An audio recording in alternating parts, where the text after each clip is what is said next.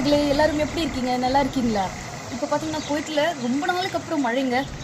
எவ்வளோ பிரச்சனைகளுக்கு மத்தியிலே இப்போது இந்த ஒரு மழை ரமதான் மந்த் அல்லாஹ் எல்லா மனசுலேயும் அந்த ஈரத்தை கொடுக்கட்டும். Will spread peace, love and happiness for every one.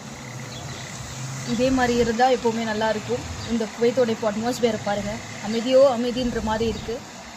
எல்லோரும் சேஃபாக இருப்பீங்கன்னு நினைக்கிறேன். Thank you, bye bye.